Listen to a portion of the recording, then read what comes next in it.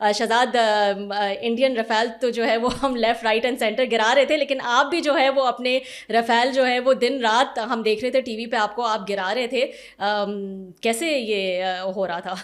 अच्छा, हुँ, ये बहुत से लोग मुझे कह रहे हैं हाँ, कि जहाज़ आप गिरा रहे थे, हाँ, इसमें हमारा कोई कंट्रीब्यूशन हुँ, नहीं है। हाँ, क्योंकि हम शायद पब्लिक फेस हैं जो ये खबर आके एक आम आदमी आवाम तक पहुंचाते हैं कि इंडियन एयरफोर्स के 2 तैयारे गिर गए हैं, 5 गिर गए हैं, 6 हो गए हैं। हुँ, तो लोग हमें भी एक मजाक के तौर पे हुँ, वो कहते हैं कि आप जहाज़ गिरा रहे थे।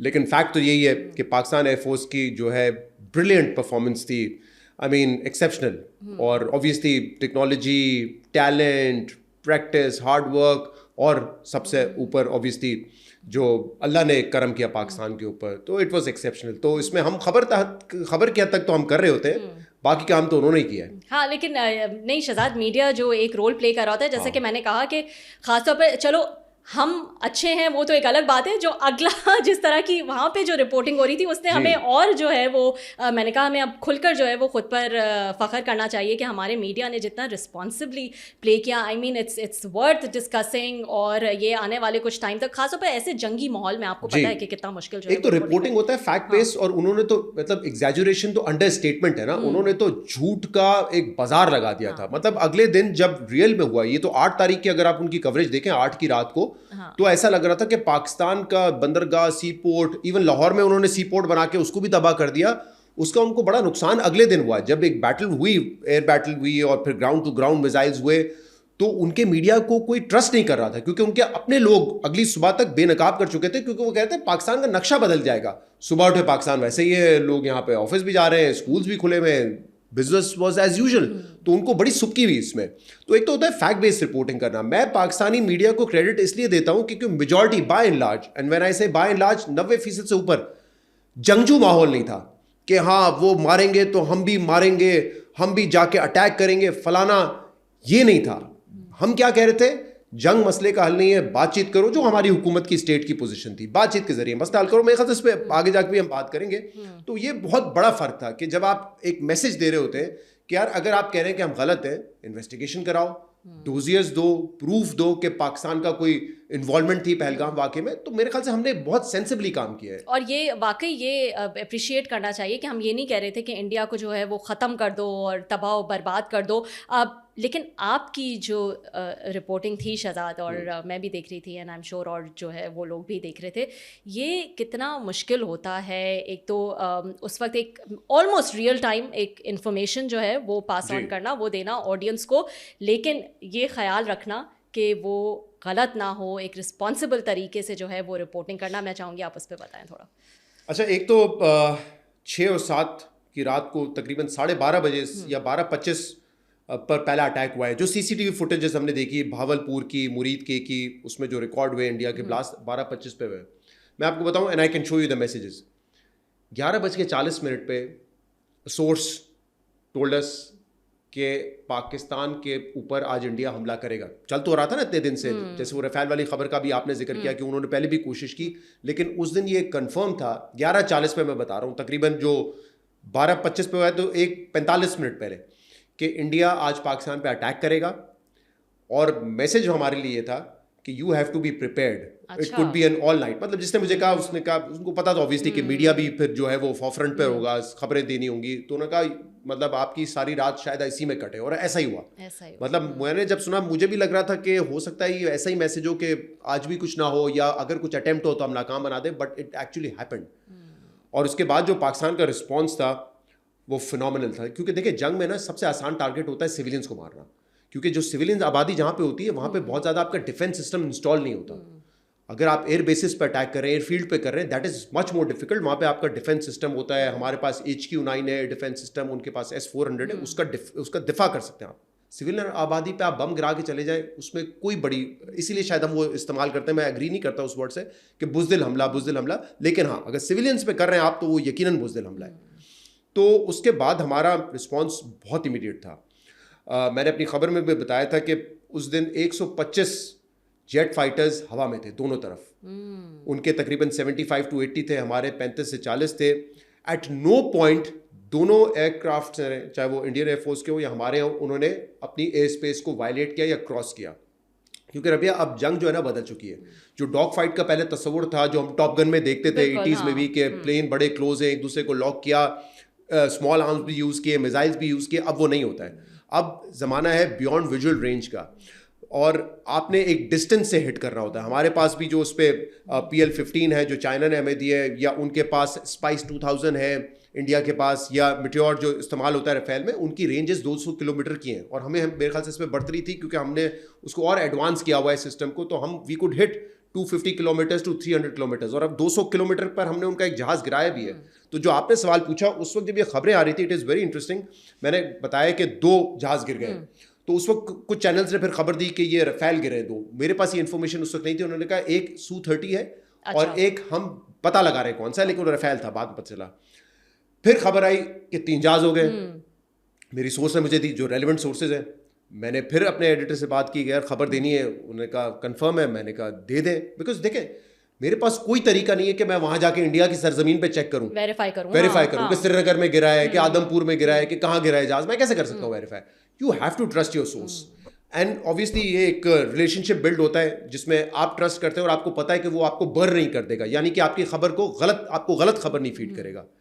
अच्छा, यहाँ तक तो चले, समझ आ रहा था एक फाइट हो रही है, और लग रहा था मुझे कि हमारी तरफ से भी शायद कोई जहाज गिरा हो, लेकिन अभी ऑब्वियसली हमारे जो सोर्सेज वो नहीं बताएंगे।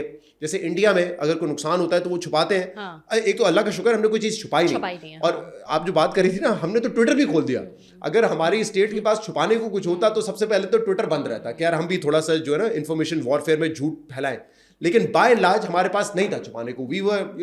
खुली किताब है यार, ये हुआ है, ये नहीं हुआ है, मुरीद में अटैक हुआ है, भावलपुर में ये हुआ, इतने civilians right from the start. ठीक है, तो 3 हुए। फिर मुझे जब मैंने फिर चेक किया, मैंने कहा क्या अपडेट है? उन्होंने कहा 5 हो चुके हैं और 3 रफेल है, इसमें से एक सू है और एक अनमैन्ड हेरन, जो अनमैन्ड व्हीकल आप UAV कहते हैं, unarmoured vehicle, unmanned vehicle sorry, तो वो है। मैंने कहा 5? मैंने कहा यार ये मतलब क्या हो रहा है, मतलब कुछ कागज के जहाज है। मैं लिटरली मतलब 1 मिनट के लिए सोचता मैंने obviously I rely on my sources, but मैंने कहा यार आप ये मजाक तो नहीं कर रहे हो, और ऐसा तो नहीं होगा कि बाद में कल मेरा मजाक बन रहा होगा, क्योंकि ये सोर्सेज से खबर आ रही है, ये कोई ISPR नहीं दे रहा है, कोई पाकिस्तान एयरफोर्स नहीं दे रही है, तो मैं खबर दे रहा हूँ, मेरा मजाक बनेगा कि 5 हो गए। उन्होंने कहा trust us, because they were telling me which aircraft, they were telling me the distance, किस जगह पे हुआ है, ये सारी चीजें थी जो मैंने जियो पे ब्रेक भी की थी। मैंने फिर अपने एडिटर से पूछा, उन्होंने कहा यू श्योर अबाउट इट? मैंने कहा आई एम। उन्होंने कहा ब्रेक करें खबर। फिर मेरा बीपर हुआ, मैंने ब्रेक की।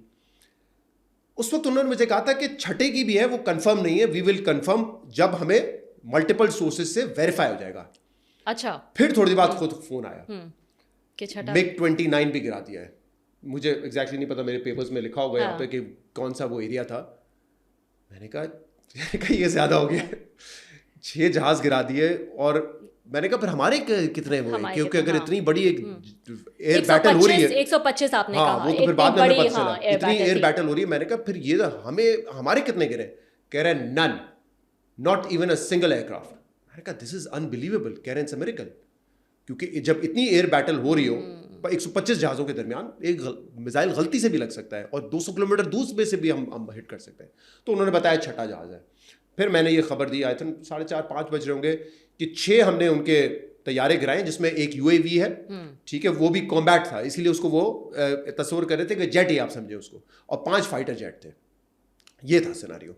फिर मैं आपको बताऊं, अब ये तो ज़्यादा लोगों को नहीं पता है कि, और मेरे सोर्सेज कंफर्म करें, एक MiG-2000 हमने और गिराया है, जिसकी कंफर्मेशन 3-4 दिन पहले आई थी। उन्होंने कहा हमें पता था, हाँ। लेकिन हम इसको चेक कर रहे थे। मिराज 2000 पेम्पोर ईस्ट ऑफ श्रीनगर जगह है, वहां पे छठा जहाज था, छठा जेट फाइटर था। तो आप कह रहे हैं कि वो UAV को हटाकर 6 जहाज है, 6 जेट फाइटर है, एक UAV है। ये मिराज 2000 है। और मैंने इनसे पूछा, मैंने कहा इसकी कंफर्मेशन 6-7 दिन बाद क्यों आ रही है? कह रहे हैं हमें अंदाजा था, but we obviously depend on intelligence and multiple sources. जब वहां से हमें कंफर्मेशन होती है तो हम बताते हैं।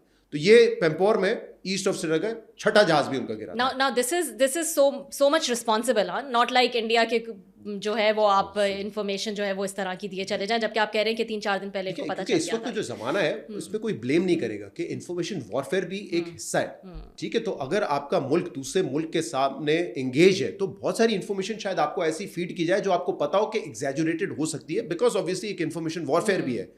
लेकिन हाँ, ये सारी चीजें जो है बिल्कुल दुरुस्त साबित हुई। लेकिन ये तो नहीं सोचा था शहजाद के इन्फॉर्मेशन वॉरफेयर में तो यही होता है, जैसा आप कह रहे हैं कि ऐसी चीज़ें फीड की जाएं जिस पे you play on those things. लेकिन हमने तो इसको पूरा बदल के ही रख दिया ना, कि हमने तो इस चीज़ पे प्ले किया कि हम शुरू से सच जो है वो दिखाएंगे, देखिए और जो फैक्ट्स हैं वो दिखाएंगे। हमारी बड़ी अच्छी किस्मत भी है और हमारी परफॉर्मेंस भी है, हमारे पास सच था बताने को, तो हम सच बता रहे थे। उनके पास छुपाने को बहुत कुछ है, वो छुपा रहे हैं। उनके पास दिखाने को कुछ नहीं है, तो वो झूठ भी बहुत ज्यादा बोल रहे हैं। जैसे मैंने बताया 8 तारीख को तो उन्होंने पूरे पाकिस्तान को फतह कर लिया था, पाकिस्तान का नक्शा बदल दिया था। उनके पास दिखाने को नहीं है कि उन्होंने, उनके जो थे जो एयरफोर्स को के तर्जुमान, उनसे जब पूछा गया उन्होंने कहा हमने भी तैयारे गिराए, लेकिन कौन से गिराए हैं, कितने गिराए हैं, वो हम नहीं बता सकते। उनसे जब पूछा रफेल गिराए, उन्होंने कहा देखिए नुकसान होते रहते हैं जंग में, दोनों तरफ होते हैं, बट ये ऑपरेशनल डिटेल्स हम नहीं बताएंगे। तो उनके पास छुपाने को बहुत कुछ था, हमारे पास बताने को बहुत कुछ था। तो ये हमारा ऑब्वियसली एज अ मीडिया मैं कह रहा हूँ, वी आर वेरी लकी कि इसमें हमें फतह हासिल हुई और हमारे पास दिखाने को बहुत कुछ था। और शायद उसी डेस्परेशन में वो 3-4 दिन ट्रॉफीज ढूंढते रहे कि हमें जहाज मिल जाए, उनके एयरफील्ड को अटैक करो, उनके एयरबेस को अटैक करो, शायद हमें कोई F-16 मिल जाए, कोई हमें J-10C या JF-17 थंडर मिल जाए, जो उनको नहीं मिला।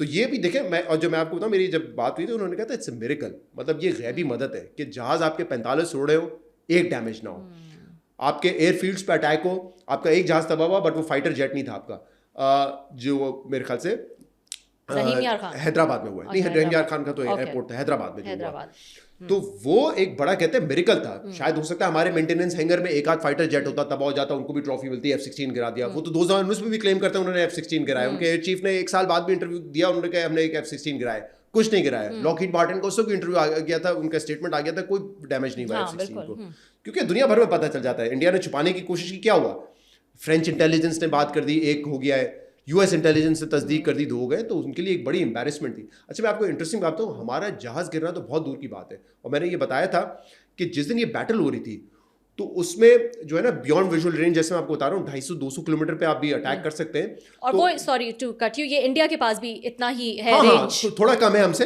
लेकिन ये मेटेओर जो मिसाइल्स होते हैं जो रफेल में वन ऑफ द बेस्ट है वो भी। और हमारे जो एयरफोर्स के तर्जुमान है औरंगजेब साहब, जो कि इस वक्त heart throb of the nation बने हुए, उन्होंने एक्सेप्ट किया कि उनकी एक प्रोफेशनल फोर्स है, उनके पास अच्छी टेक्नोलॉजी है, but we came out as a winner. तो उनको क्यूज मिलते हैं पायलट्स को, जेट फाइटर्स को, जब क्यूज मिलते हैं वो लॉक करते हैं, उसके बाद अटैक करते हैं। हमारा ना कोई जहाज लॉक हुआ, उन्होंने एक मिसाइल फायर नहीं किया, तो वो कोई क्यू नहीं उनको मिला। नाउ इमेजिन कि 70-80 आपके जेट फाइटर्स हैं और आप पाकिस्तान के एक फाइटर जेट को लॉक नहीं कर सके, and you could not fire a single missile. इसकी क्या प्रोबेबिलिटी होगी रबिया, ये सोचें। सो इसीलिए हम कहते हैं जहां पे महारत है, टेक्नोलॉजी है, वहां पे अल्लाह ने बड़ा करम भी किया।